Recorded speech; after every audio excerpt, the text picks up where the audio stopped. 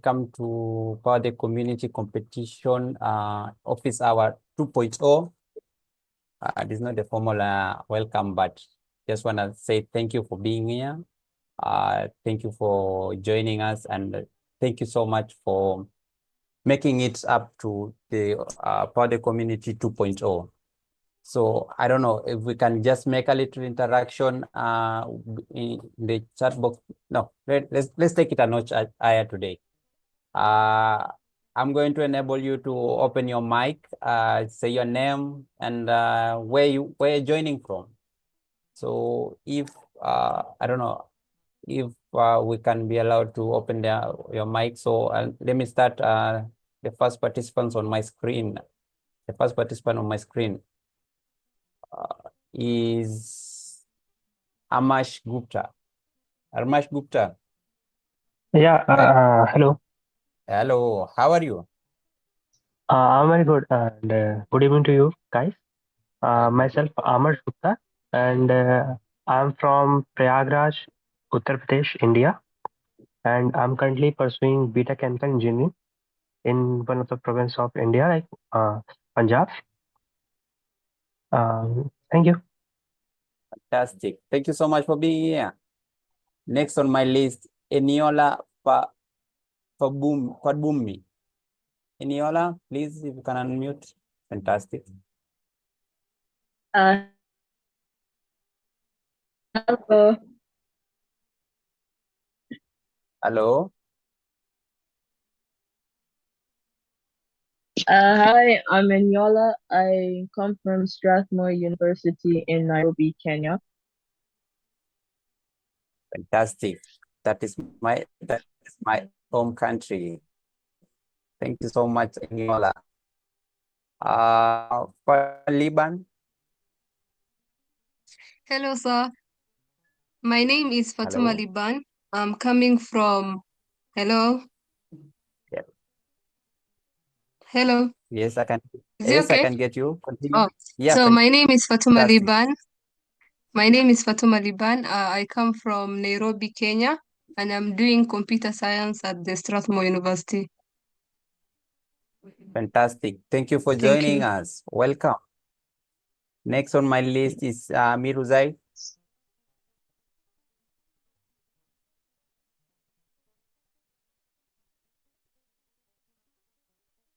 Maybe it's not mute. Stephen Obeng. Yeah, my name is Robin Steven. I'm from Ghana, and a student. I have completed Koforidua Technical University. Tomorrow is my graduation.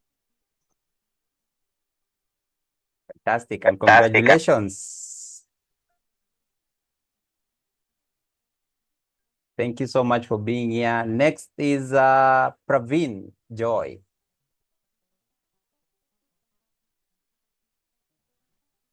Hello, my name is Praveen Joy. I am from India and I am currently pursuing BE in Aeronautical Engineering. Great, fantastic. Thank you for being here. Who am I forgetting? Jeremy. Unmute yourself and tell us where you're joining from. Hi everyone. Apologies. I'm from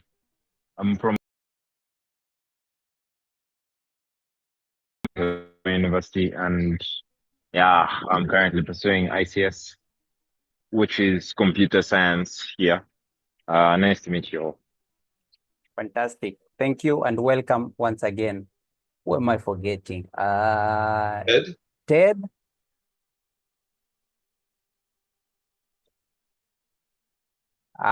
From Ted. I'm joining from Kenya, currently pursuing MSc, Sustainable Energy Transition in Strathmore University. Message delivered, Ted. He's having challenges with this microphone. Message is delivered. Moving on, I just want to say once again, it's really a pleasure to have you all, great minds. You are the guys who are thinking about the future of this special planet we've had the chance of calling home. It's such an immense pleasure to have you all. So if we can start formally, My name is Kiprono. I'll be your host for today, and I hope and I'm wishing for a very fantastic session with you all. It will be a session to learn more about the powder community and learn a lot something else from you guys. And our today's guest, who is none other than Don Victory. We'll get to hear more about him in a minute. So why are we having this call? Why are we all here? Yes, we have challenged you students to come up with innovative ideas to combat energy problems experienced in your communities. Why to the students, why to the young generations? Because as our founder has said it maybe in the past, is that ideas and fresh ideas will come from the younger generation. The old generation, or maybe have this mentality of this one cannot be improved further, this one has reached its limit or something like that. But the young generation, it has what it takes to take us to the next level. So building on that, I would like to say we challenge the students to come up with innovative ideas and to problems in their communities. They know how. Do we know how to go about? Maybe it will be answered today, maybe not. Let's stay tuned in to find out. Another thing, I want to introduce you to the organization, Energy Mentors.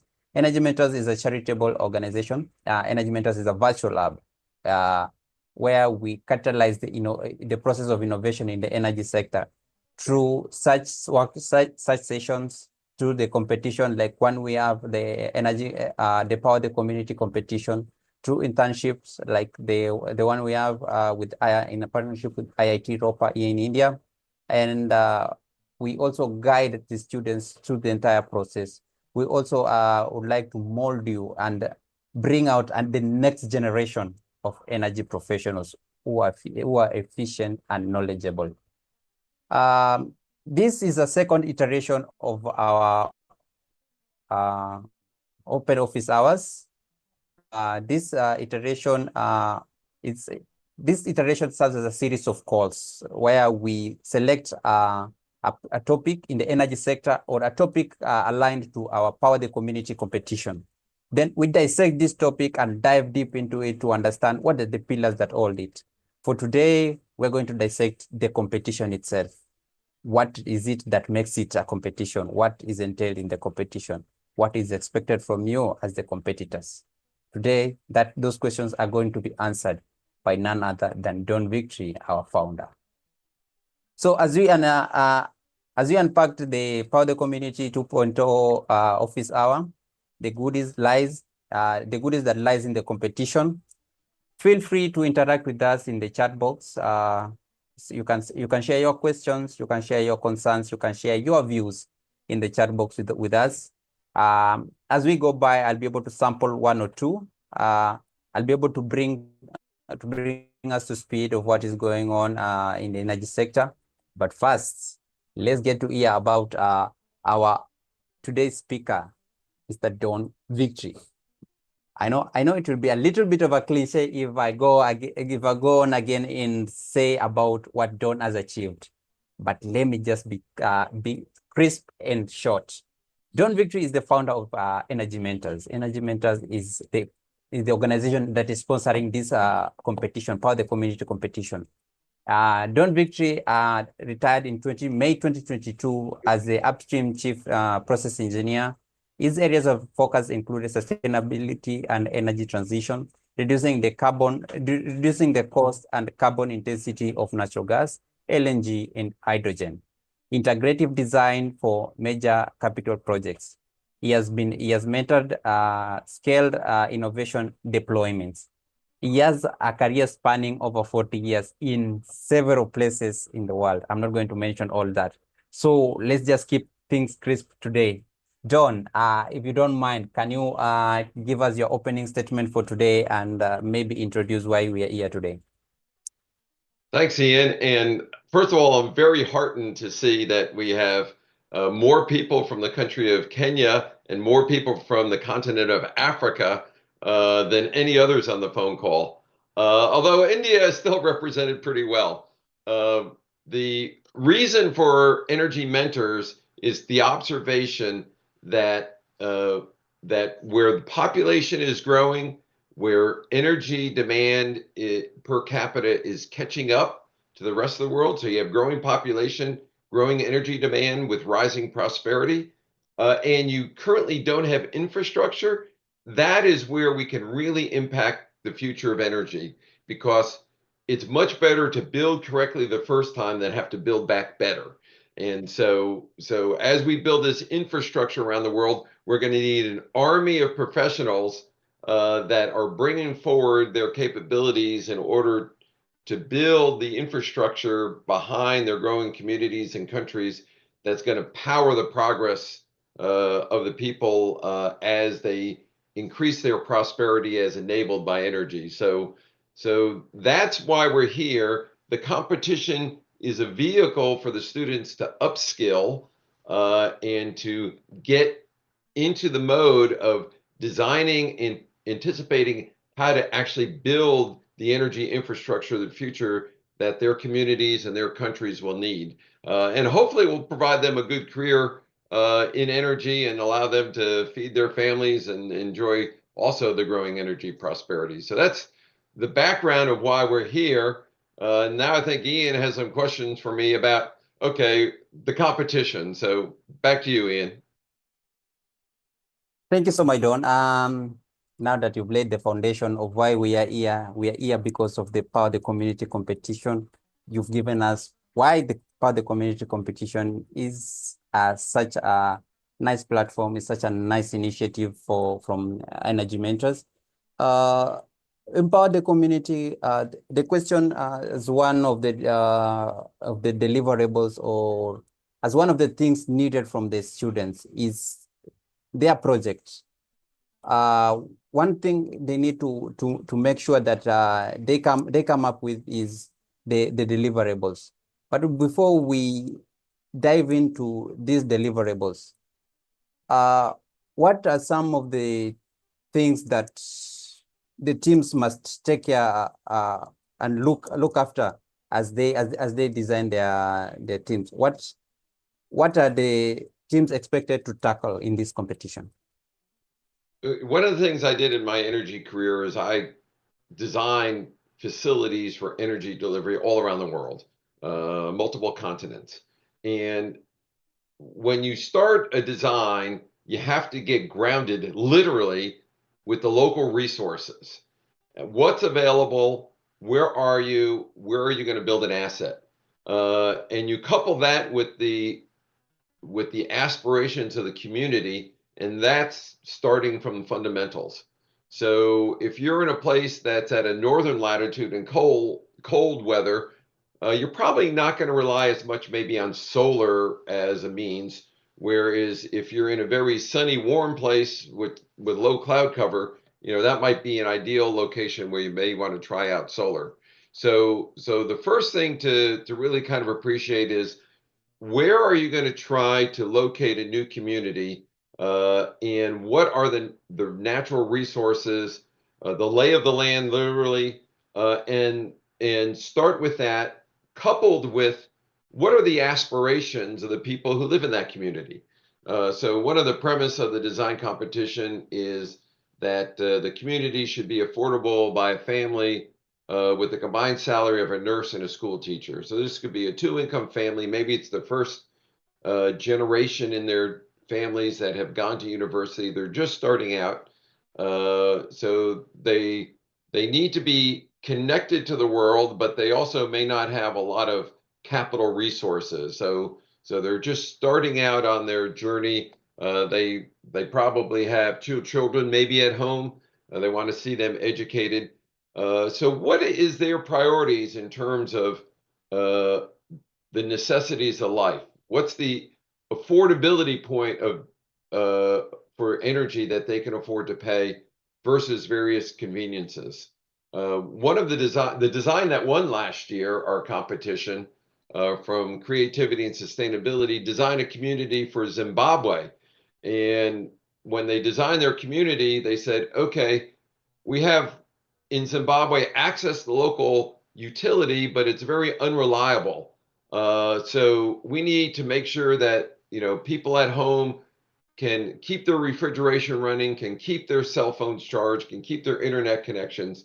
So we're going to back that up with solar power in our community and batteries. So that way, when the utility goes out, our residents can still have power. But the community they were designing for, they said they're starting out, the temperature over the course of the year is kind of moderate in Zimbabwe. So we're not going to put in a large heating and air conditioning infrastructure. And I asked the winners, well, what do you do when it gets cold in wintertime? And they said, we expect the residents to do what they've done for generations. They put on sweaters.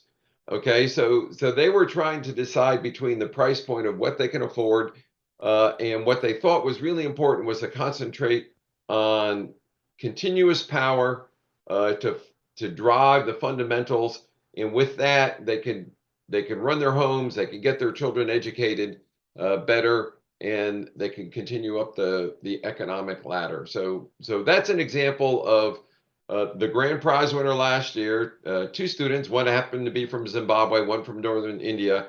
They looked at a community and their needs and customized their solution to the aspirations of the community and the local people, and not what someone maybe off in an ivory tower was trying to preach on the other side of the world. Well coined. I couldn't have expected it any less or any more than that. Thank you so much, Don. Another thing, moving on, is that now you've introduced the essence of last year's teams, and now everybody knows that this is the second edition of Power the Community competition. Drawing from last year's competition, can you give us an overview, or in your view, what constitutes quality deliverable? What's the bare minimum for a team to be considered for the Power the Community recognition? And this year, as we know that we have introduced, even if you're not going to get the top prize, you're going to get certificates. What is the bare minimum that a team must include in their deliverables to be considered for that? Yeah. Well, in the long write-up, it's I think about 8 pages or so that we kind of list the deliverables, and we can share if our friends at Night Owl can post it in the chat, a Word document that has like the 6 main deliverables. So the first thing that you start with is what I call a statement of community needs, and that's in particular with regard to the community's aspiration for energy and what it can afford to pay for energy, their aspirations with sustainability. Do they have a target? What's the current benchmark in that community in terms of carbon intensity? But it could also include things like domestic air quality. There's parts of the world where people are burning biomass inside in order to cook. And so for them, a increased step up in sustainability would be if they switch from biomass, which tends to put a lot of particles in the air and leads to a lot of health issues, to something maybe like bottled propane or LPG type gas, which is much cleaner and results in much better indoor air quality and better health outcomes for the people in that household.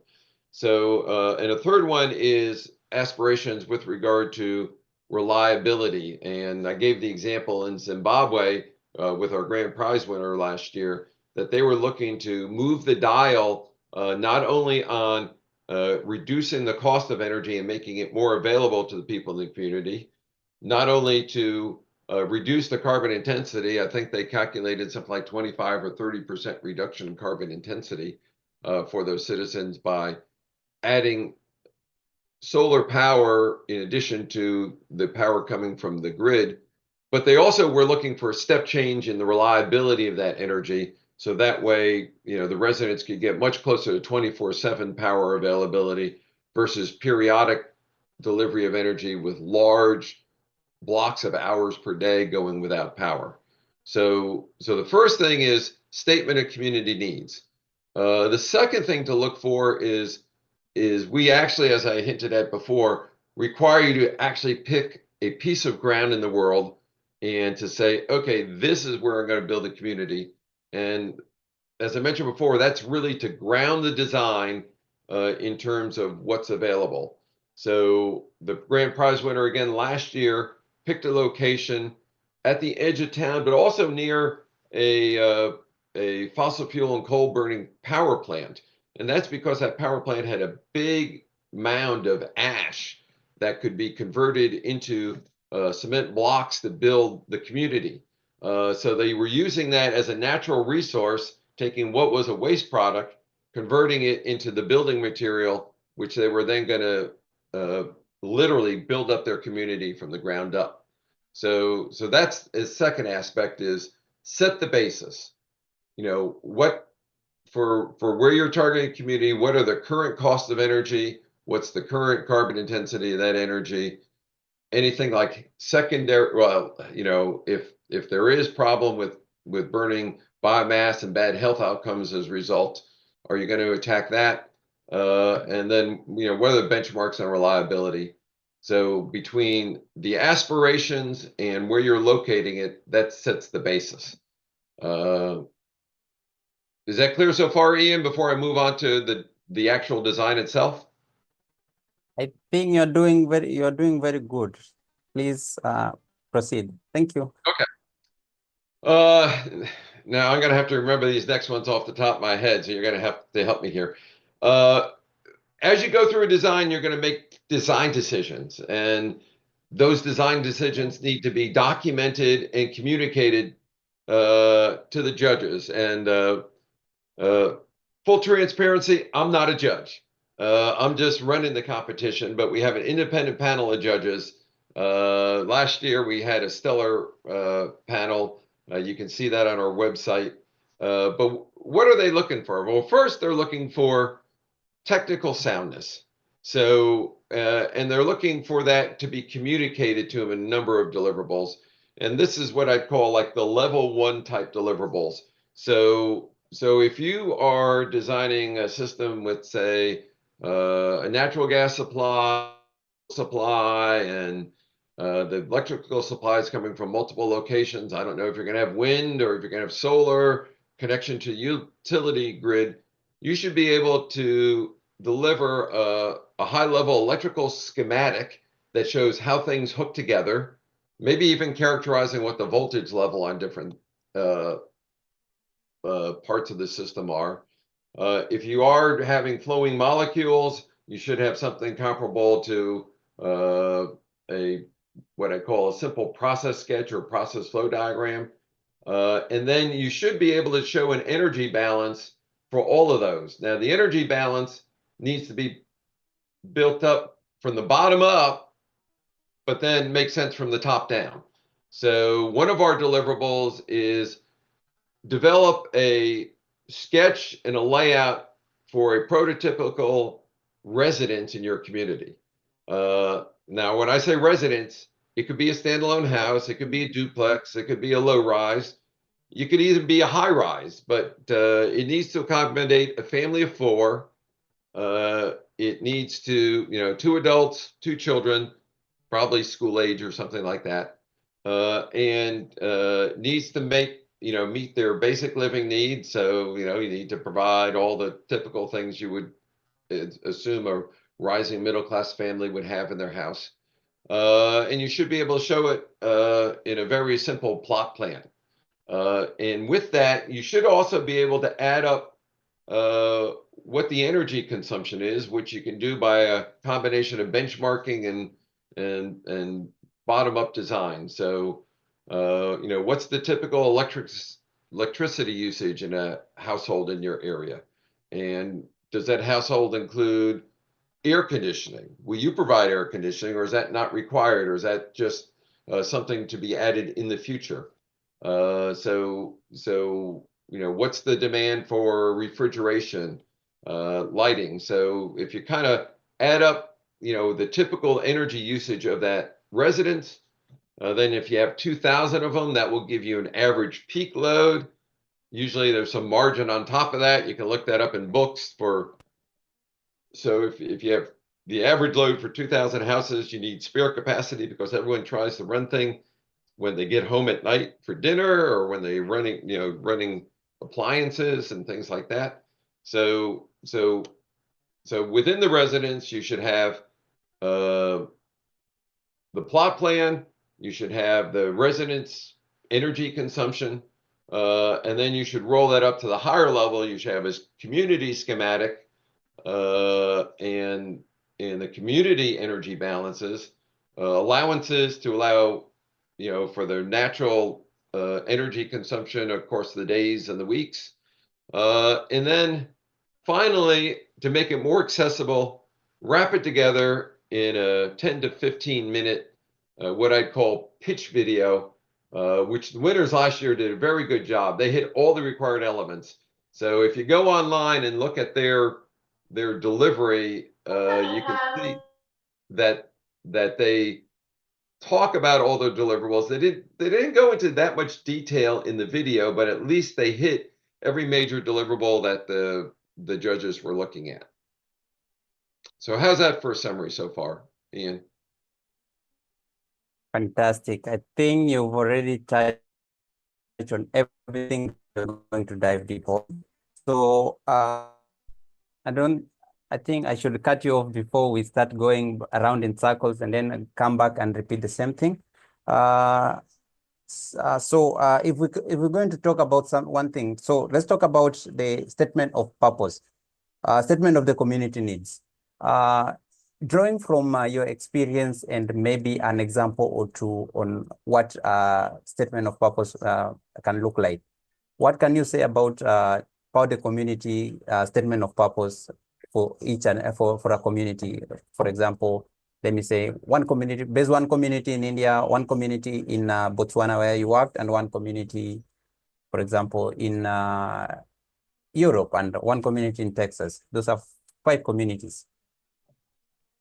Statement of purpose. Yeah, I would expect that their statement of purpose for those communities are going to be maybe have the same structure, but be completely different in orientation. And so I'm a believer in making sure that you focus innovation and focus design on your customers, on your community, and not on some theoretical abstract concept. So if and I'll just contrast the winning competition last year from Zimbabwe versus what I live here in Texas, United States, what a community in Texas might look like. So in Zimbabwe, you had a rising population. The average wage is much lower than the United States. As I mentioned, they took a design decision where what was important to them was to concentrate on providing 24/7 power. By doing that with solar, they wound up with a net reduction in carbon intensity per unit of production, but that wasn't their primary intent in their design, because it was much more important to get those people the tools in order to increase their prosperity and increase their education of their children by getting that power reliably.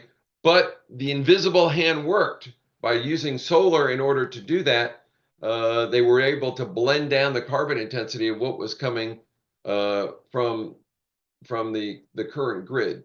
So their focus was on providing reliable power at a very cost-effective way, but they also wound up doing all 3. Now I'll contrast that to here in Texas, okay, where you have fairly good income levels. You have large master plan communities around the suburbs. You have high rises, and we pretty much have power all the time unless we have a major storm.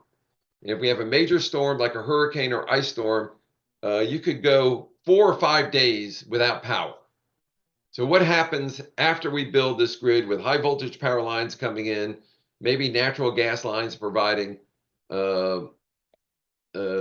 cooking and heating for homes is people have to go out and buy their own generator and put it in their backyard at $10,000 to $15,000 per unit in order to provide backup for 1 week every 3 or 4 years.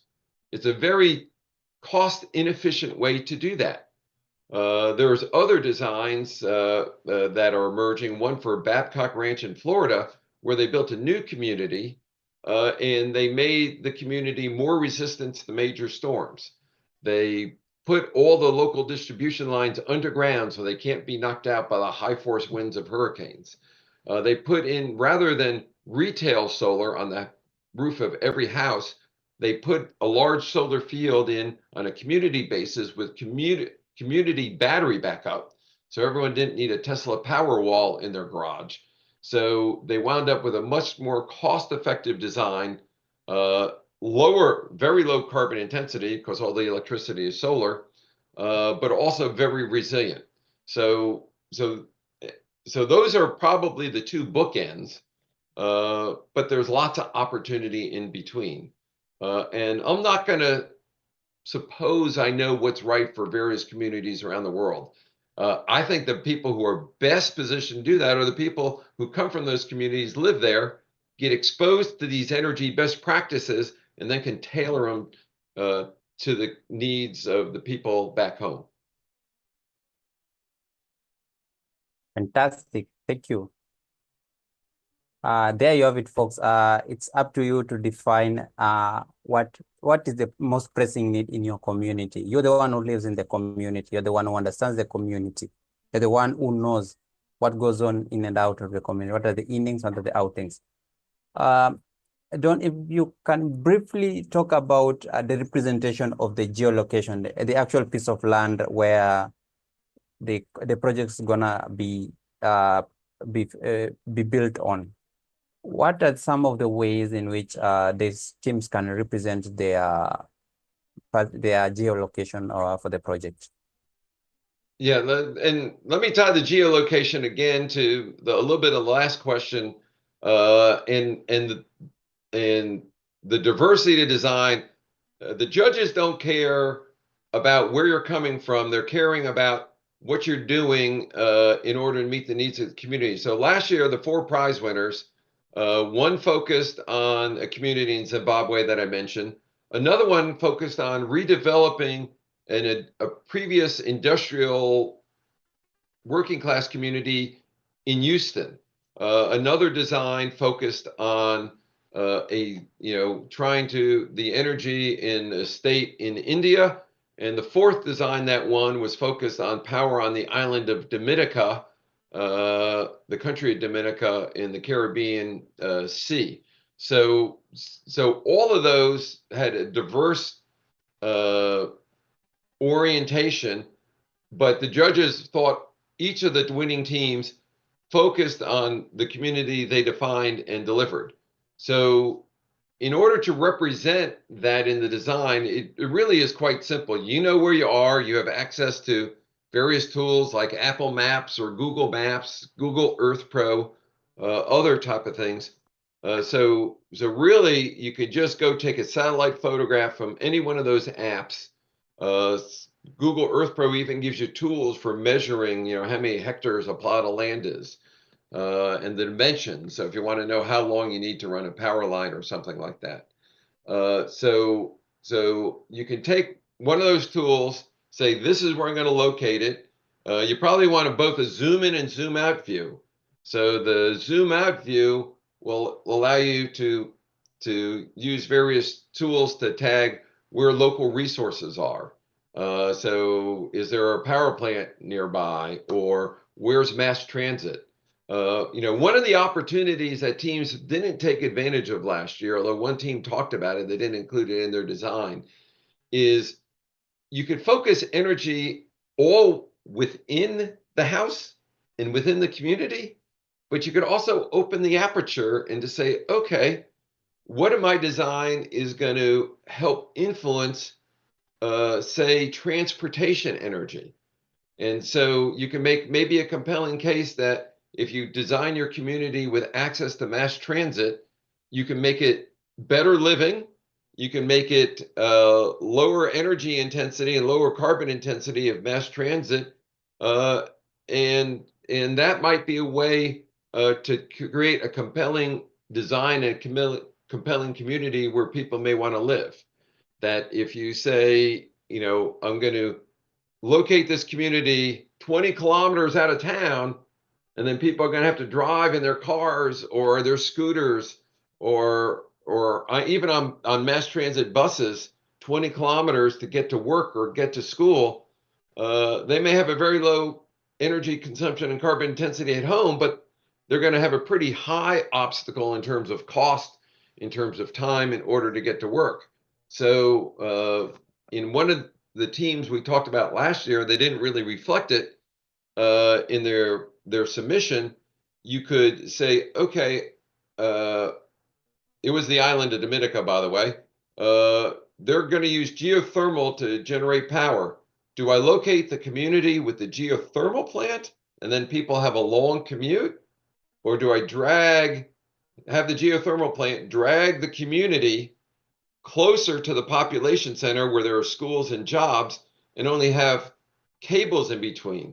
And cables are usually cheaper to lay than road expansions. So don't forget that we're trying. You could say, okay, is this an energy competition or is this like an architecture competition? And that's really losing focus on what we're trying to do is really improve the quality of life for the people in the community. And so that involves integrating those type of concepts, and teams that do that will probably tend to do better. One of the things I noticed last year is most of the teams tended to only be one discipline. They tended to be either engineers, or one team was all architects. But the team that actually won was, the grand prize was diverse. One was like a biomedical engineering and a computer science major. And so they were thinking a little bit more holistically. Maybe that's why they came up with a better design. Great. Thank you so much for the insights. Don, when you're talking, when you're making your statement about the deliverables, you mentioned something about the community having households. 2,000 households of a community that is supported by the salary of two working class people in the household. One teacher, a school teacher, and a nurse in a big hospital. Also, how this single housing unit represented in the deliverables? I know you mentioned something about a one-line diagram, but can you give us more context on how they can be represented? How the housing unit be stuck together to form the community? That is a question if you can probably tackle. Yeah, and some of this is going to be an iteration between discrete design decisions and your high-level deliverables that you'll create. And you may have to go around the cycle once or twice or three times in order to get something that really strikes your family or fancy, or maybe by analogs what works. So if you're in an agricultural area and people need to have place to grow vegetables, then you're maybe more likely to have single family residences where they can have a garden to grow something. But if you're near if they're actually rising middle class and they're maybe getting closer to the city, that's where you may have buildings with multiple residences, and in some cases, if you're going to locate your community with urban redevelopment, you may actually wind up with high rises. So you have to decide a combination of where you're locating the facility and what type of residence works. So if you're in an urban location, it could be that that 10 high rises of 200 residents each need to be located on the plot plan. But you need to make sure that the spacing's there. And that opens up opportunities where you can have shared common utilities like cooling water and heating or things like that, like a utility district, sort of like a lot of university campuses lay out utilities. So when you kind of conceptualize where you're locating, what does the big buildings look like? You know, you should be able to represent that. You might be able to borrow images, but on the plot plan for the community, you should be able to show, okay, what are the X and Y dimensions of the buildings and how are they arranged on the plot? And then say you do have, you decided you're going to go with high rises, 200 apartments per buildings, how many floors you're going to have. You then should be able to decide, okay, how many square meters per flat, per apartment, or if it's a condo or something like that. You know, it all will look the same on a plot plan. How many square feet do you need? Do you need, are you going to provide 2 bedrooms, one bedroom, 3 bedrooms, cooking, bathroom facilities? You know, you should be able to say, you know, what's kind of typical in our community and lay it out. And so, you know, you start with the piece of land, what the community layout is, and then what the typical residence looks like. You should be able to have those 3 views in order to allow your design to be visualized and to visualize it to the judges. Great. Still on the topic of housing and community, we know that we are supposed to stitch these single households to make the community. What role does the energy infrastructure play in shaping the layout of the community, and how can the team represent this layout with the energy infrastructure? Yeah, and this again gets to iteration what the concept is. So if you know, let's take the high rise.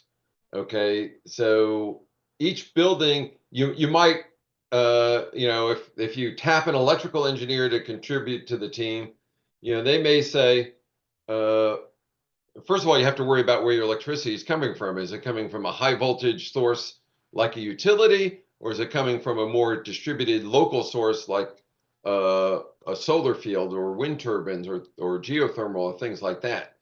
So you're going to have this input coming from maybe various distributed and central power.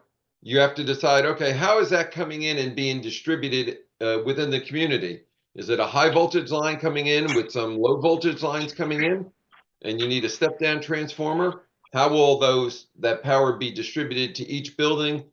And then from there, how will the power be distributed to each apartment?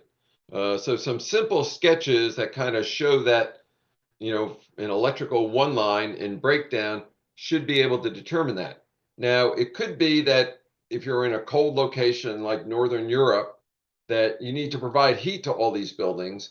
Well, it could be that you have a combined heat and power type cycle and maybe do some distribution of steam or hot water in order to provide the heat to all the buildings, all the apartments in a building. That could be a consideration you take. If you're in a more moderate climate, maybe you don't need that type of central heating. There's not that incentive for it. Maybe periodic electric heat is okay, or a heat pump. You know, then, you know, that's a decision you get to say, you know, is that if you're in a moderate climate, it costs more to put in heat pumps, but it results in lower energy usage over time. You know, sometimes saving 75% of the energy in order to provide heating and cooling versus other, you know, just straight electric resistance heating. So these all kind of go into the equation of where you make a decision, you kind of lay it out. be nice to have make all these decisions based on cost. That's probably a little bit too much for the teams, but you can probably base it on analog of what are you know, usually in order to move the dial, it only takes one or two key decisions in order to get a step change improvement. So you don't need often to innovate everything. You just need solid design and a few good solid design decisions in order to get you there. And our grand prize winner last year is an example. They didn't go over the top with new innovation. They determined what their community need were and made a few critical decisions in their design and represented it in order to show that they met the community needs. Is that what you were looking for? It is exactly what I was looking for. Thank you so much. Still on the topic of community, like you have said, we're building a virtual community, but not hypothetical because we are basing it on a certain parcel of land. What references can the team use to ground their work to reality? And what are some of the best practices for the teams to follow? If you can change this up with what calculations must the teams have in their deliverables to with anywhere? Yeah, one good place to start is with benchmarks. So you should be able to just use internet searches, be it Chat GPT or Google or whatever you want to use nowadays, to say, okay, in this country, in this city, what is the typical energy consumption of a citizen? And what's the typical energy consumption of a household? And if a household has 4 people, what's the typical energy consumption? What's the reliability of that energy? What's the average carbon intensity? And that kind of sets a benchmark. And then if you know anything about the community, you probably know, okay, if you live in a suburb in Houston, you probably have a central air conditioning unit with circulating air in the house and ducts.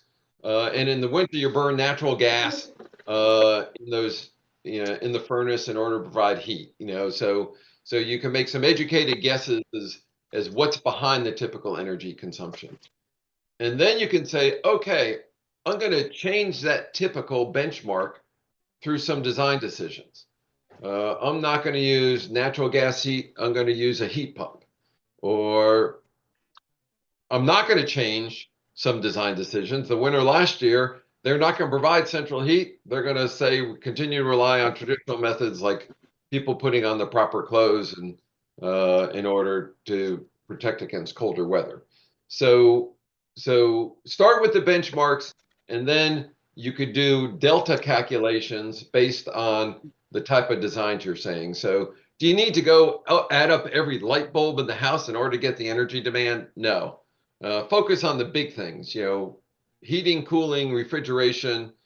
Focus on, statistics for reliability, that delivery, and make targeted decisions to move the dial on the big things. You can just do deltas off the current data rather than necessarily have to do a bottoms up. But you should then be able to translate that across the multiple units to get the community impacts. Getting back to my commuting example, okay, and affordability. If you provide a design where it's walkable to school, and that, the school is, say your community is located where people can walk to an existing school or people can take mass transit, you can worry about all the little electrical devices in the house, but if you fail to take into account the broader aspect of commuting, that may move the dial a lot more than within the house. So it's a little bit of a judgment call of where you focus your efforts. And that, by the way, is why we're having the design competition, is because students will have to face these real world challenges once they get out of university and start going to work.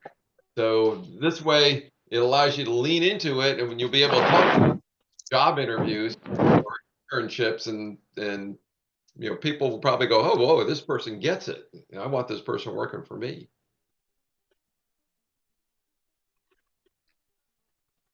That's great advice, John. Thank you. As we try to wrap things up on the deliverables, Excuse me. please. Sorry, Ian, to cut you off. But I have one question actually. Okay. Like in India, there are several policies like made by the government to help to increase the production or the just like renewable usage, like giving us subsidies to install PV panels or giving us subsidies to industries to to like made infrastructure for wind energy farm. So should we include those policies in that project or should we exclude that? That If you were a private developer and you were trying to build something, would you take that into account? Well, if government is helping in any way, like I will take that help. Yeah, so I talked earlier about grounding your project in reality and local resources and capabilities. I was probably more talking about physical resources and capabilities, but you bring up a good point. It's also policy realities on the ground that can drive your design. So absolutely, if governments have policies and programs that make it more favorable, that could make it easier to permit or lower the cost price point of building that community because they have policies that make these more favorable economic. Absolutely include that in your summary of we're locating it here and here are local capabilities and resources that we're going to leverage in order to deliver success. So absolutely take advantage of those type of things. Because the government, keep going. Like I have one more question. Like it was written there, like it's supported by the combined salary of a nurse and a school teacher. So if we are considering the salary of a like complete salary just for a month or maybe annual salary, like salary goes to many different things like food, water supply, electricity, vehicles, or maybe tuition fees for the child or like just going out to eat or something. So what percentage of salary should we consider? And if we are considering the salary, then we should pay the like prices for the utilities or we are buying the utilities. Welcome to the real world. Again, I would not micrometer this brick. I would use public resources and Google search and say, okay,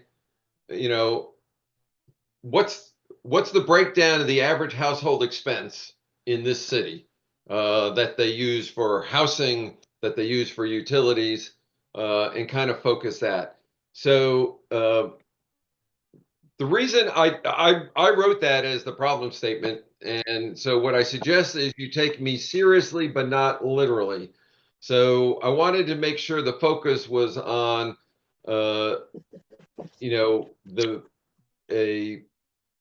improving the living of people that are moving up the scale, but I wanted it to work and I needed to define it. I couldn't do it like dollars per year because that wouldn't really apply in places like Ghana or Kenya versus Houston, Texas versus maybe Bangalore, India versus London, England. So I would say just look at public sources to kind of get that feel.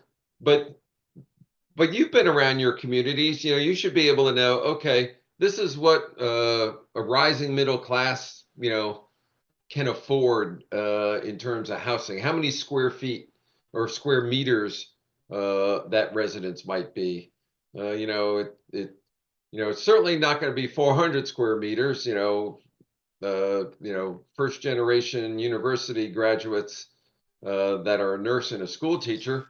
But it also is not going to be, it should be, I would imagine that to be solid and livable, and allow their family to prosper, their children to be educated. So it's a little bit of a judgment call. So Okay. you probably said, well, that's not very specific, but that's real world messiness in terms of designing. Okay, so it should be like a general idea. Yeah. Okay, thank you. Any other questions from the line while we're at it before we go on? Yes, I think there's a question from someone that said, where are we going? Who is going to fund all these projects? How are we going to fund the whole project? Maybe if you can break it down that down. So I can interpret the question two ways. Fund the design to be built, which this is a hypothetical exercise, or you're talking about funding the design and the team process. And so in some ways this is a hypothetical exercise. So if you have a solid design.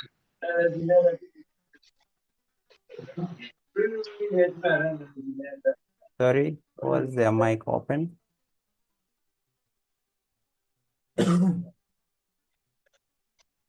So, well, let me just go ahead and answer the.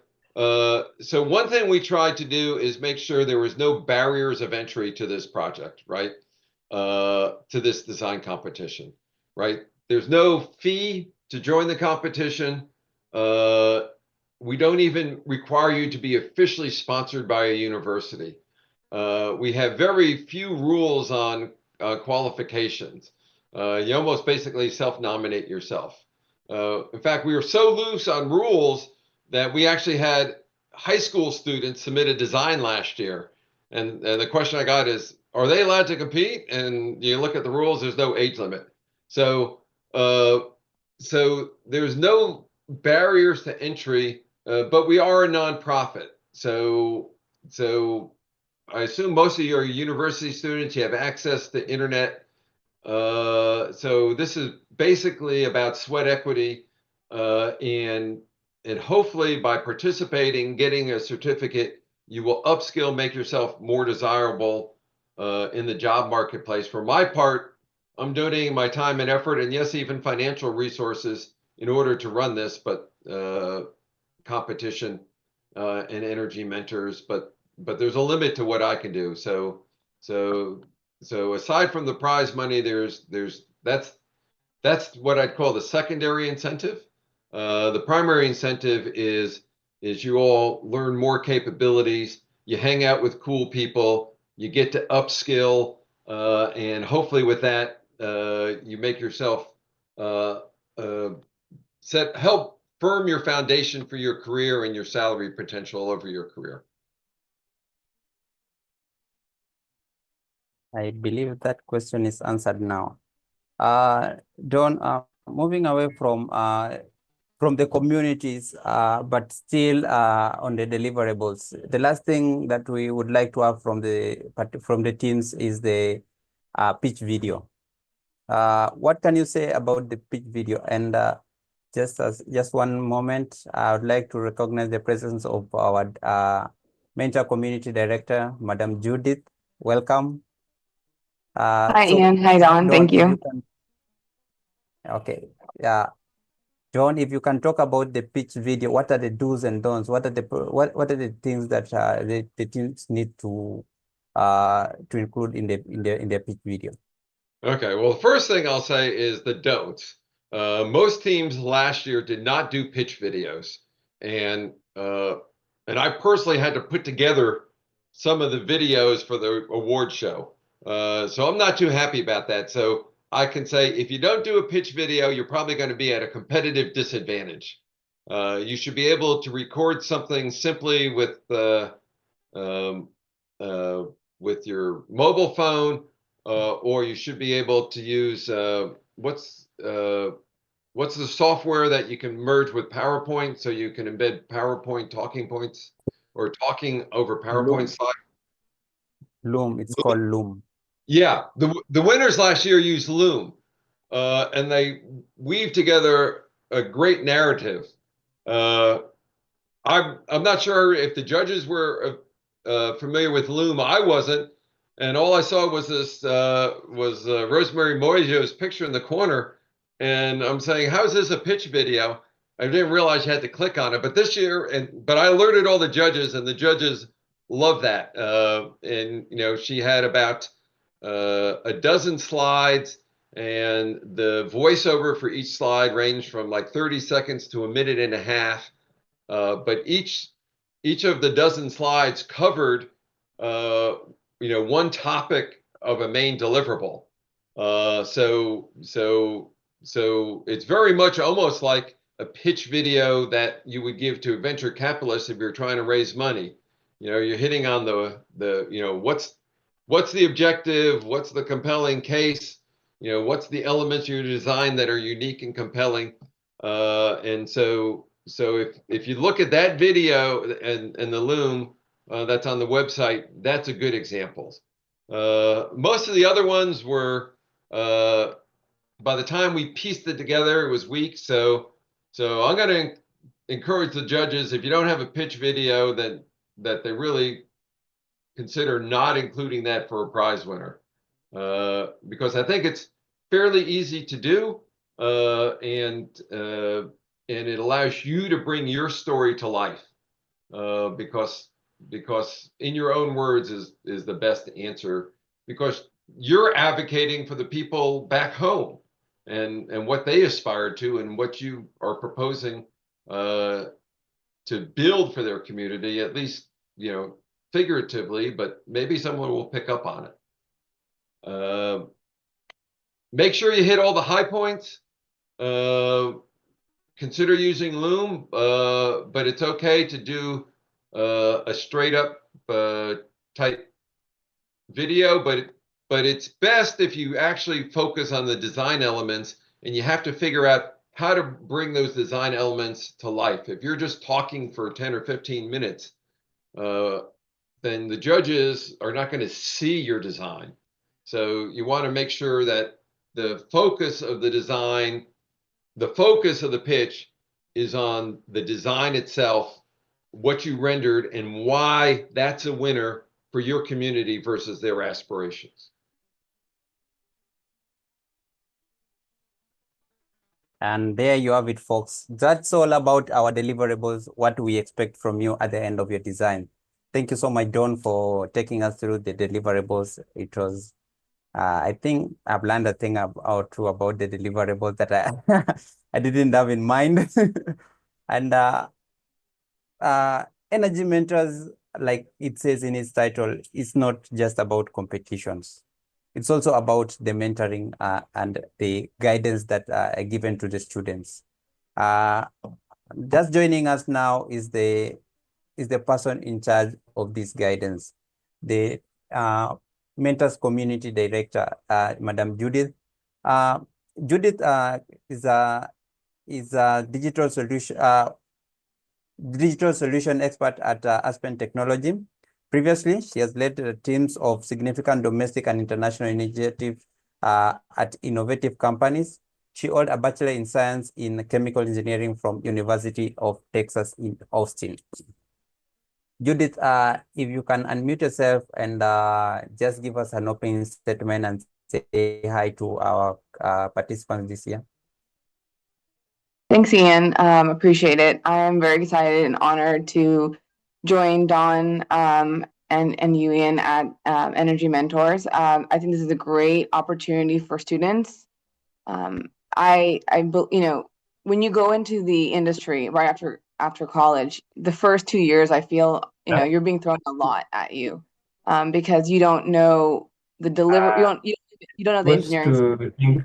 ID and then your signature. I think there's someone. not No, mute. moja ni Word, moja ni wait. Akash, Yeah, Akash. I guess moja ni Word, moja ni PDF. Yeah. All right, thanks. Yeah, so Akash, I please. yeah, I think he got it. Yeah, so I think that this is a really fantastic opportunity for students, because first of all, before you enter the job market, you understand what people are looking for, because the kind of just everything that Don has said, that's something that we talk about, day in and day out in the office.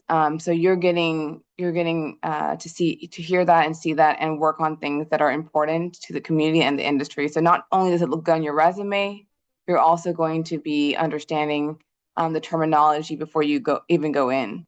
And I've mentored a lot of different engineers in my just in my career. And that's the hardest thing is, right? It's understanding just the different industries in the energy sector. And then how do you communicate and, even on what do you want to do in your career? That's very difficult if you don't have someone that you know already in the industry. So I think this is a really good opportunity to understand what we do, and then also use this opportunity to understand what is important to you and what do you want to focus on in your career. And then also for the mentors that we're bringing together, they're fantastic. These are people who have put in a lot of time into their career, and now they want to share that knowledge with students such as yourself. So I'm pretty excited. I'm really excited to lead this group. We are not going to give you guys the answers, but we're going to help facilitate conversations to help you think and question really why you do what you do. So I think this opportunity is very unique.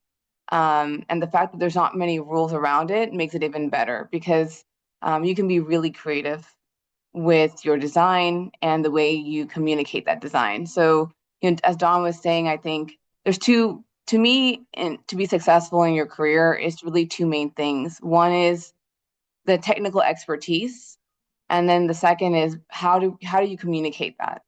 Because if you can't communicate what you know, you're always going to have a problem, basically in the real world, as I like to call it.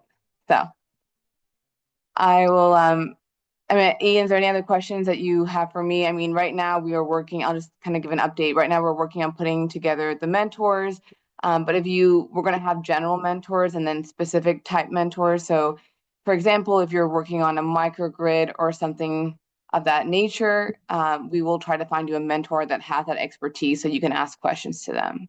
And so if you have a different type of technology in mind, please reach out to Ian or myself, and we will look for somebody. And most people, a lot of things in the industry right now are new to everybody. So mentors a lot of times are leveraging what they already know and then applying that. And that's really what engineering is, right? You're taking what you know and applying it to something that you haven't seen before. So I think this is a good opportunity to get started on that.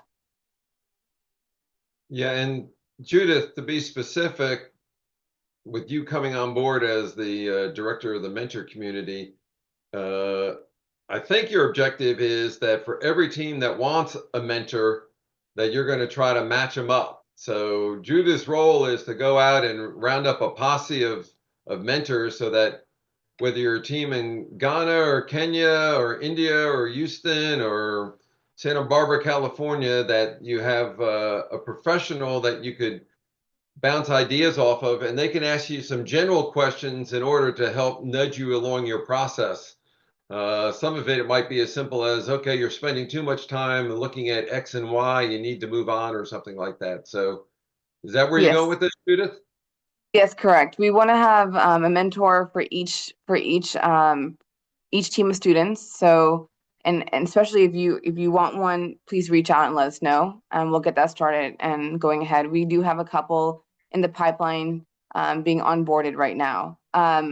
So the idea is, perhaps maybe an hour of time between yourself and the mentor a week, as needed till April 15th.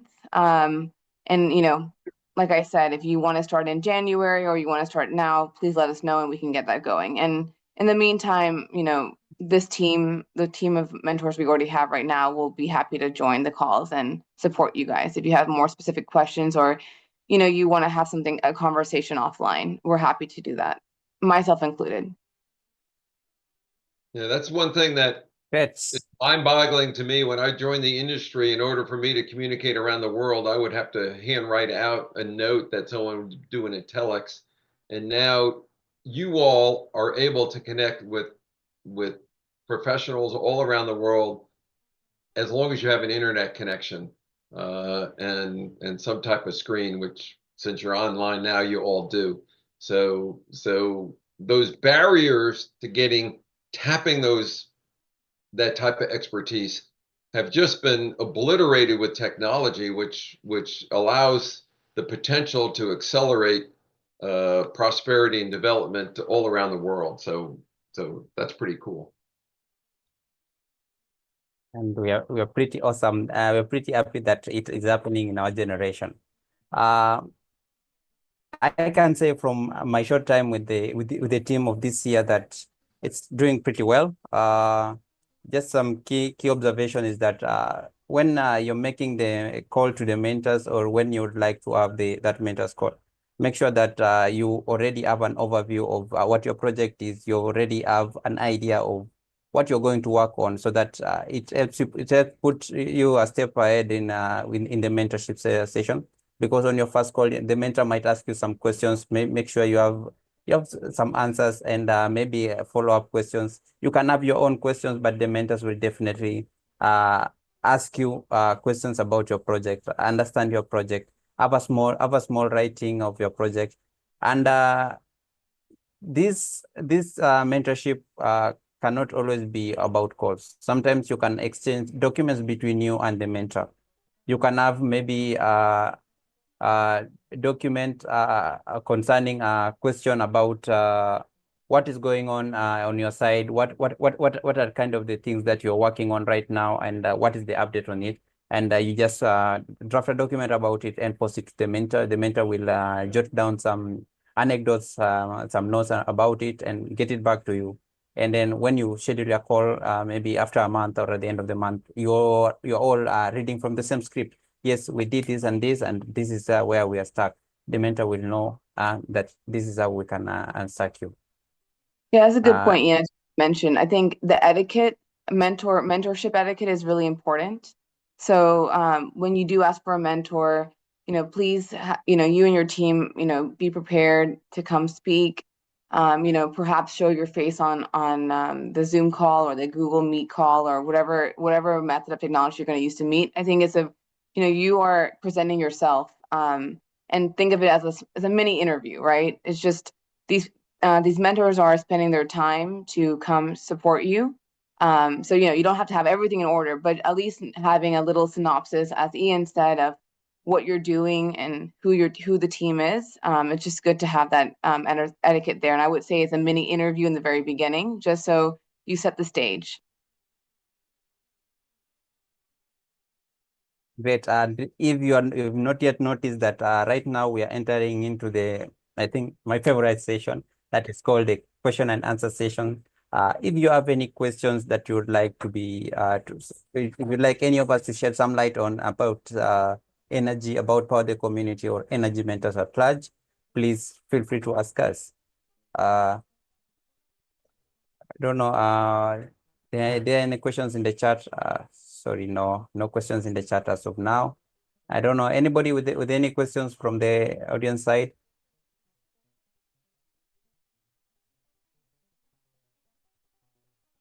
Yes, Obeng. Sir, please, I wanted to ask, how is the team going to fund their project? I mean, the ongoing project that we are coming to start. How is the team going to fund the project? That's my question. Don't know if we can take a swing at it. Yeah, so I'm not sure what expenses there are in order to render a design that with the normal type of university setup that you have for, be it Microsoft Office, access to Google Maps, access, the winning team last year even used some of the sustainability calculations behind that's provided, I think, in Google Maps. That's how they backed up their design. So aside from the time that the students put into it, which is sweat equity, it's not clear that there's any expenses that need to be incurred. Okay. Obeng, is your question answered? Yes, please. Okay, fantastic. So Yes. so then the question would turn around to be, okay, how do you what are best practices to leverage the resources you have? This is kind of a silly example, but I was telling someone about I was doing plant layouts one time, and we were out at a restaurant, and we didn't have pens and paper, we didn't have our computers. So I was using sugar packets and salt and pepper shakers in order to represent the plant components. Actually, someone had a mobile phone because we wound up taking a picture of the design when we're done. But this is not about high tech. Okay, so if you want to render your design with a sketch in the earth, or, to use an extreme example, or use Legos, that's quite okay. If you look at the winners last year, there wasn't overly sophisticated design tools, but they were able to convey what they were meaning. So the conversation is that might be useful is, hey, we want to show how to render this. How can I get there as fast as possible with the least amount of training for myself in order to render the concept? Because that's a trick of engineering is, I once wrote a definition of engineering. It's trying to get the largest improvement with the smallest amount of input and money and time. So how can we unlock that creativity without requiring a lot of training on sophisticated tools? Because you don't have a lot of time. So the best way is don't use sophisticated tools that you have to learn. Use what you know or what can easily be applied. Yeah, Does just that to help? add to that, so I would just say that we have a lot of free, within the university and then also within just using the internet, there's a lot of free resources, as Don has mentioned prior. So I think being able to use, within Microsoft PowerPoint, you can actually record, yourself talking with the PowerPoint in the background. And so there's a lot of different things. If you have more questions on, what tools or what software that's free and available for students, or just on the internet, you can reach out to Ian or myself, and we can provide you some resources that we know of. But I think that within your I feel like the students of today are very creative. So like I said, how you present yourself and how you present your topic, it's kind of up in the air. It's like it's what you want to do, and we're happy to give you resources that we already know of. And the second thing is, within if you're in engineering or in your computer science, you do use programming and you do use certain software in school, so you can utilize that. Personally, on previous projects, I've used Google Maps to look at where pipelines are, coming across the country. So there's, you can take a Google Map screenshot, and you can even just, put little boxes and show where the equipment would be. I mean, that would be quite impressive by itself. So there's a lot of things that, we can talk through if there's more questions on that. That's just a little bit of what I've seen in the past. Like Judith said, we as students, like, we have to use a lot of software that are available for free. If I can give an example of myself, just maybe a week or 2 weeks ago, I had an assignment of calculating the time it will take a drone to deliver some agricultural inputs from station to the farm. And I haven't gone. I've never been there, but I just Googled the place over Google Map, and then do a little bit of terrain search and wind speed that available in that space, and just was able to map out that if I on a single charge, the drone can go 5 laps and then go for the next charge. And I have not even set foot in that place, but I could be able to design an equation where you can map the range of the drone to the charge given the conditions that are available on the internet. I'm not saying they will be correct, but hypothetically, yes, they can work. But you have to do some little bit of tests to make sure that they'll be working at that time. Looks like Amash has his hand raised. Yes, Amash. Yeah, hello. I have one question, like related to what actually panel expect from our project. Like what type of project? Like we have to make like proper community diagram or explanation model to represent what we are going to do or what we are planning to do, or like Judith ma'am just said that we can use Google Maps, photos, like where that equipment or structure will going to be. What panelists really expect from us?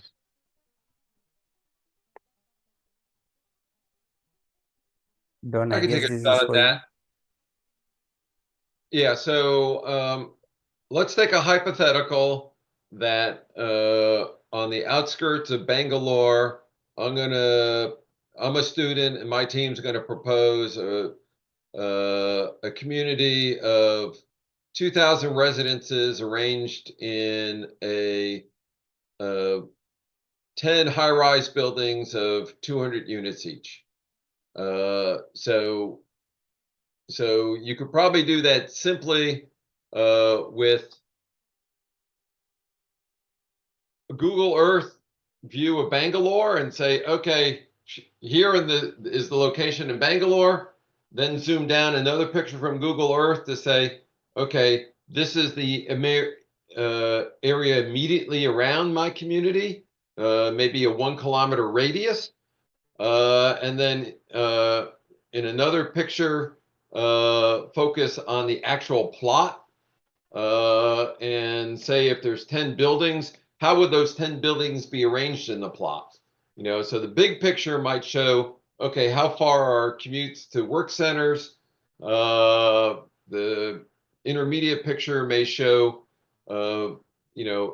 how people might access schools and grocery stores. And then, showing just a 2D plot where the building footprints are would show how they're arranged on plot. How you arrange it on plot would be influenced by the energy infrastructure that you're envisioning. Are you circulating common heating and cooling fluids, or is everything going to be done all electric? That might affect it. You may say that in order to keep your utility connections low, you're going to line up all the buildings in one area, but have a big green space out in front or something like that. So that needs to be communicated. And then you might be able to go to internet images and say, okay, here's a picture of a prototypical new build building in India that has 200 flats in it. You could use an analog like that, but then you should actually say, okay, I would expect there to be a 2D plot plan showing the square meters of the apartment and all the rooms that are allocated within it and how the rooms are walls are broken up and things like that. And access to windows, looking out and things like that. So that could be done pulling images and analogs. You could create the 2D plot plan of the apartment, probably using PowerPoint. But it's okay to do it by hand and pencil and paper. I do it all the time. If I look at what's on my desk, I have sketches all over the place that I do. It needs to be correct. It doesn't need to be sophisticated. So that would be the approach I take, and a well hand-drawn diagram, perfectly acceptable. Us in the engineering communities, we want something that works, and something that works.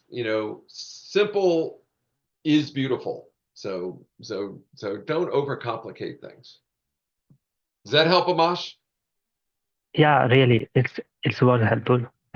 Thank you. Thank you so Okay. much.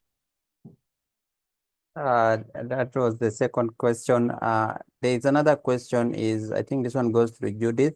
How do you mentor us exactly? Judith, if you can take a Yep. swing at it. Yeah, so the idea is not for us to give you the answers. The idea is for us to be a sounding board. So, if you say you have an idea, and I'm just going to use microgrids as an example again, right? You have an idea for a community and you want to be able to rely on the power that's coming from the utilities, but then you also want to rely on solar power and maybe like battery storage, right? So how do you incorporate all those effectively? And that's where a microgrid would come into play. And so you could ask us questions like, okay, I want to do a microgrid. This is what I've learned from Google. This is what I've learned from school, maybe. But I need a little bit more help in order to integrate that into my design. And what would integrating that into my design look like, right? So you would show us something what you've done, and we would ask you questions. Like we'd ask you questions that are kind of leading questions, right? And so we would maybe give you stories of what we've done in our past, and then you can take that and then you can become more creative with it, right? Because a lot of times, and Dawn, correct me if I'm wrong, but a lot of times that we have standards and everything that we follow within the energy industry. But that being said, maybe there's a better way of doing it or a new way of doing it that we've never done before. And that's where this group can come up with these ideas in a safe space and share that with other people, right? And present that. And so maybe it's not what we've done before, but it's something new. But you would use our expertise and our experience to see maybe what have we done in the past, or what can we, based on what I'm showing you right now, where should I go from here, right? And we wouldn't give you the answer, like I said. We wouldn't be doing the deliverables for you, but we would just ask you the right questions. We would maybe point you in the right direction or give you the resources so that you guys can come up with something better.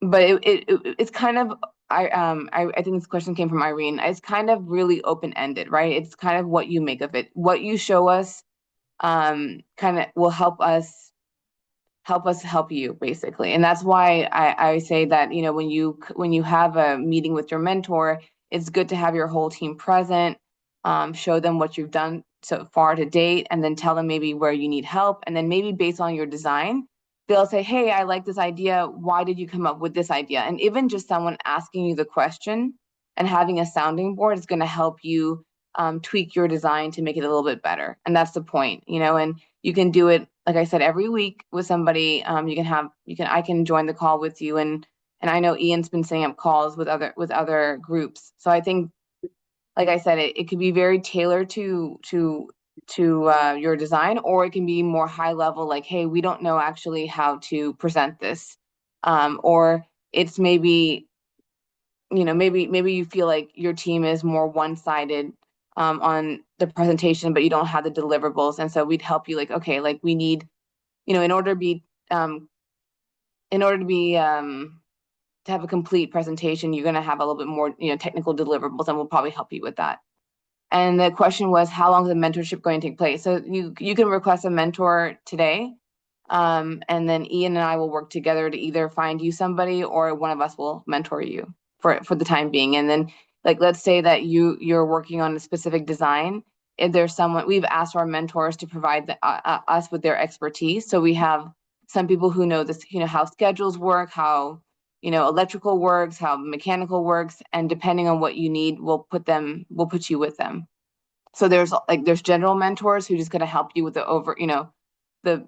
broad, the bird's eye view, and then you're going to have like a specific mentor, maybe if you need some specific help on a type of project. So it just depends on what you need, and that kind of conversation can happen when you reach out and we talk to you, maybe in person, or we just go back and talk via WhatsApp or however it works.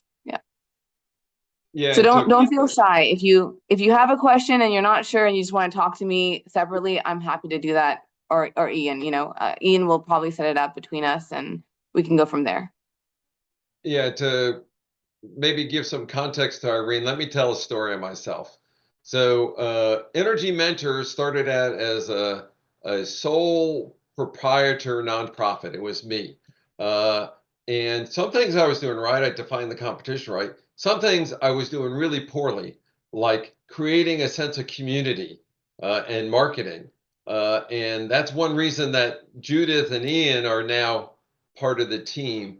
And part of this is a vision that this should actually not just be a one-off competition, but this is actually a community and a resource network potentially. So it could be that, and this happens with mentors all the time. Sometimes there's false starts. I was on a panel last week with the Women's Global Leadership Conference in Energy. And one of the questions that I got was, how do you find a mentor? And how do you know they're the right mentor? And it's just like science experiments. Sometimes it takes a few tries. The chemistry has to be there. So it could be that in going through the course of the competition, and if Judith gets your team a mentor, that you wind up with a relationship that lasts more than just the competition.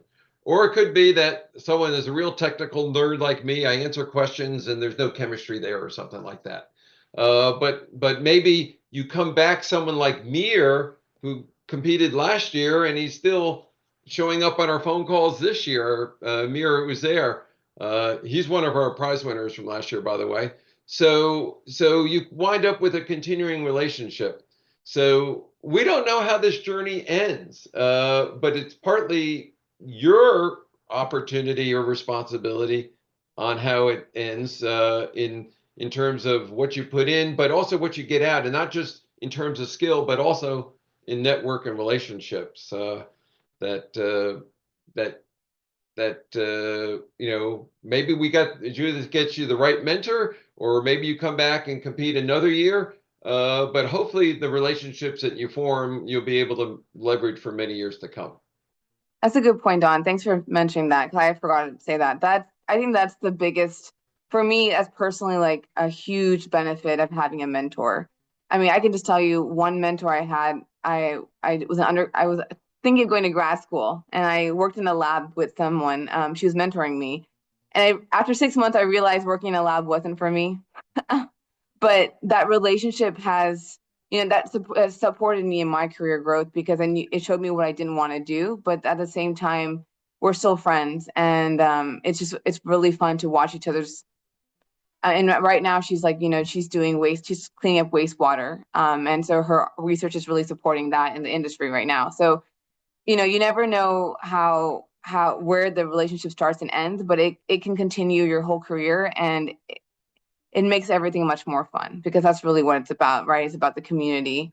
And if you see what your work is doing, and if you feel supported, you can ask for help.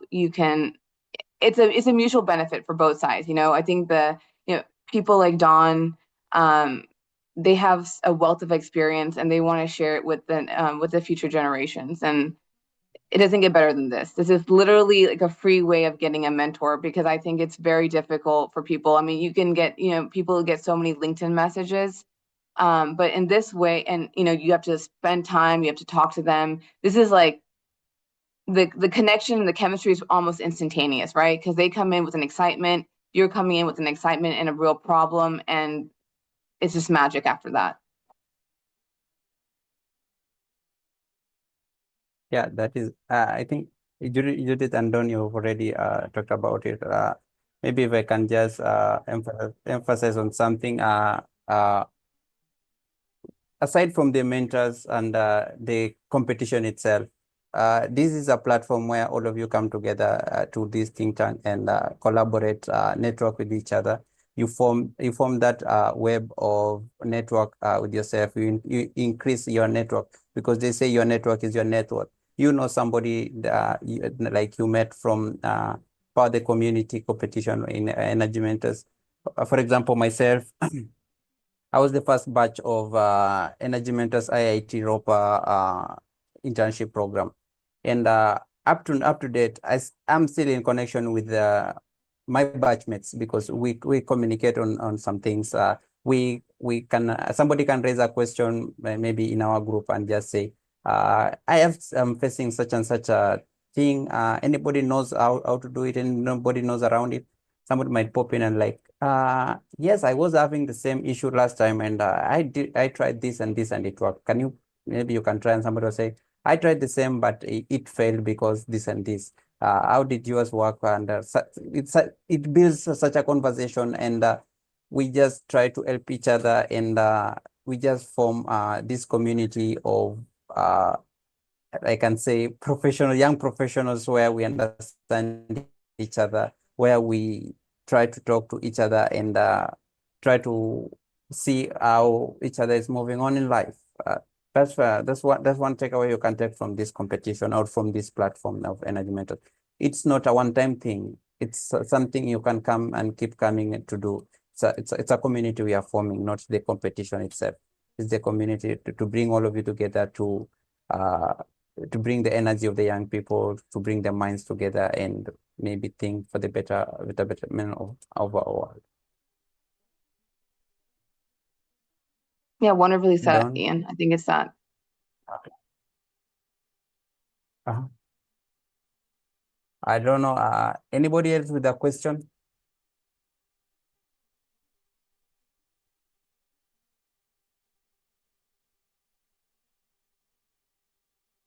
Okay, since nobody else has a question, I would like Judith to start with okay, Irene has a question. Yes, Irene?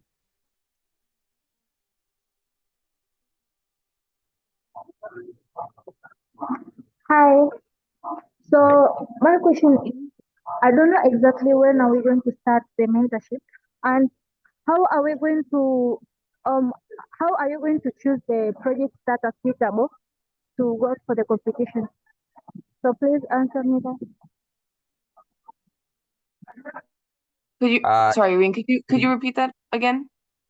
Yeah, if I got it correct, she asked something about when are we going to start the mentorship and how are we going to choose the project or that are suitable for us. Right, Irene? Yeah, like the project orientation on how are we going to send our prototype, because I'm in Africa and it's my first time joining this competition, so I don't know anything about it.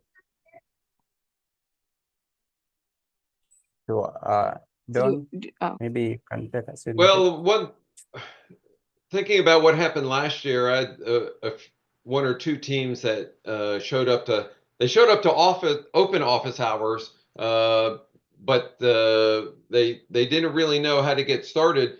So one thing that we did was live. We started pulling up areas around their community on Google Earth, and we started just a dialogue around that. So sometimes the hardest thing is to know where to get started or how to get started. But that's an ideal type of thing for a mentoring session. And Ian schedules what he calls closed office hours, because you don't want to give away all your secrets of your team in an open form. But sometimes, that journey has to start. So it's like, okay, I want to be in the competition. Great. I have no skill and I don't know where to get started. Okay, that's an obstacle. We can work with that. That's everybody starts there. When I started in energy, I never had started before. So everyone in my family were kind of like in sales, and no one was a technical person. So we can schedule a get started session with you and your team if need be. So the end date for the competition, they're due April 15th. So there's no reason to delay getting started. So if you want to get started and you have yourself and maybe some colleagues and you want to get started, let Ian know that, hey, I'm ready to get started, but I just don't know how. One thing I talk about a lot is something called imposter syndrome, because sometimes people think they're not prepared or they're not worthy to attack something. But one of my observations is everyone who enters a job in the real world is really unqualified for the job they're entering. That they only learn what truly is required for that job once they get into it. So as long as you accept that you're unqualified for anything you're attempting to do at the start, and that what your mission is to learn how to learn and to develop those skills so you can get your end result done, things will turn out okay. So hit Ian up with a message through the WhatsApp group and say, hey, myself and a few people are trying to get started, but we're a little bit stuck. Can we have a session to get us kicked off? Irene, you raised your hand again. Go. And my second question is, what are those energy projects that you're doing it? So can you give me an example of the energy projects that you're doing so that we can have a clue on the ideas that you're making and be able to make the real project that you need also? I didn't quite hear the question with the audio. Yeah, I think I got, Don, the question was, do you have examples of what projects we've done before? So they have a clue for what to do in the future. And I can just say, I mean, one thing I would just say is, right, we can look at the website, and there's a YouTube video with the presentations that were done last year, right? And that's we're trying to build better than what we did last year. So that's a starting point. But maybe it can give you an idea. And then I think, as Don mentioned, it would be good to have a call with us and we can talk through, what you and your team, what are the strengths you guys bring, what's your background, and then maybe you can figure out what you want to do. But I think the first thing would maybe look at the website and the YouTube video for the winners of last year, because they have the presentations on there. Yeah, let me put the link up. Energymentors.org, www.energymentors.org, 2024 winners, or winners 2024 is the link, and I'll post it right now.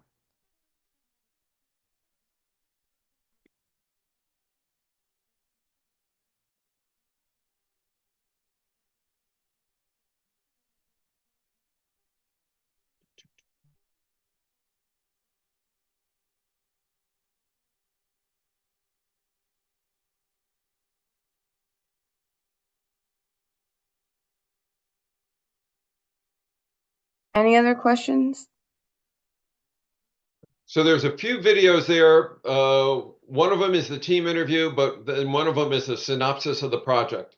And like I kind of hinted at earlier, we're looking for teams to take it to the next level, especially with the first level energy balances and system schematics. Oh yeah, and videos.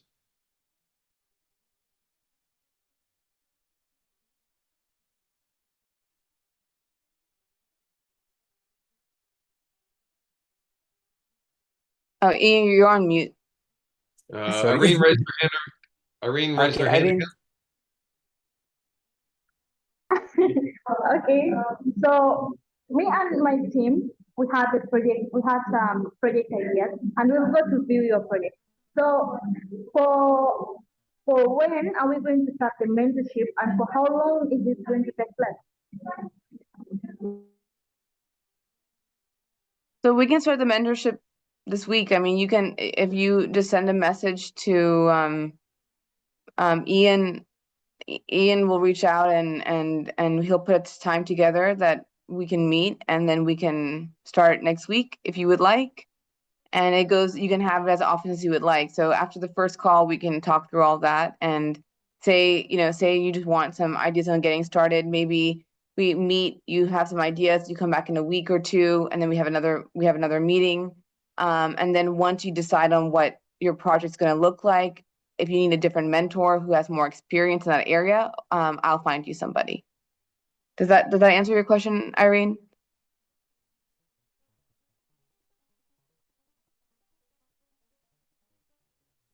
You're on mute, Irene, but I think I answered your question, but if I didn't, let me know. She gave you a thumbs up. Okay, fantastic. As we come to a close, maybe if I can get a parting statement from Judith, then a parting statement from Dawn. Yeah, I just want to say, well, I am very thankful to be here today and very honored to Dawn and the team. So I'm looking forward to working with everybody, and I can't wait to support you guys and see what you guys come up with. So thank you. Fantastic. Welcome. Dawn?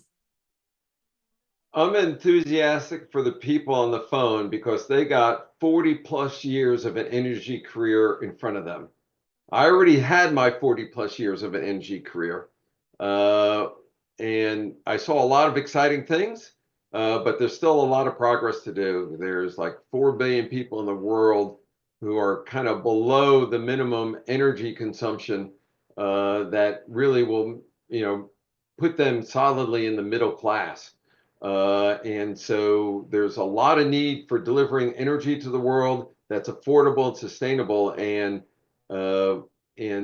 it's going to happen by people who self-nominate themselves by participating in this phone call, who are then going to hopefully take this opportunity and leverage it into a career that's both rewarding for themselves, but also ennobling. I always thought that delivering energy so people could have rising prosperity was a good thing to do with my life. But now I want to share some of what I've learned so people don't have to repeat mistakes I made in the past, but hopefully they can use it as a jumpstart to do much more stuff that I can't anticipate. But if I can help them on the journey, that'd be great. So it's, the future of the world is really going to be done and rendered by the rising generation. So I'm pretty enthused. I congratulate you for self-nominating yourself, spending the time, and hopefully the effort in this competition. So by practicing the skills you're learning in school, hopefully this will get you on your journey successfully in your career where you're making an impact on the world. So thank you for showing up.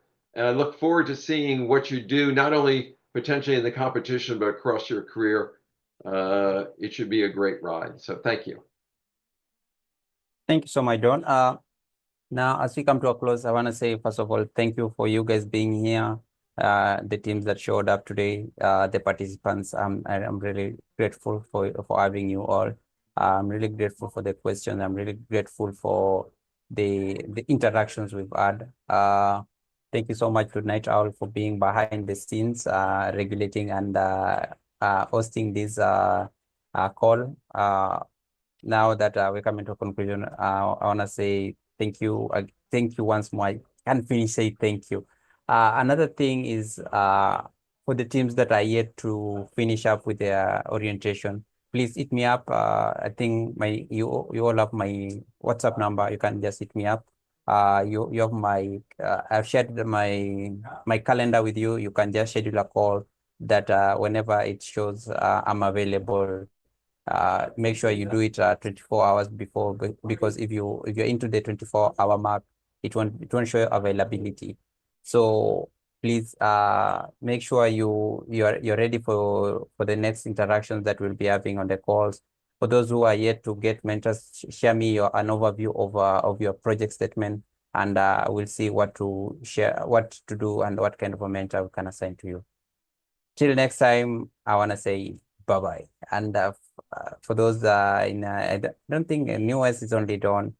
Happy and Dawn and Judith, happy belated Thanksgiving. For those in India and Africa, mostly East Africa, I want to say enjoy the rest of your evening. For those in West Africa, I want to say the afternoon is blessed. Till next time, bye-bye.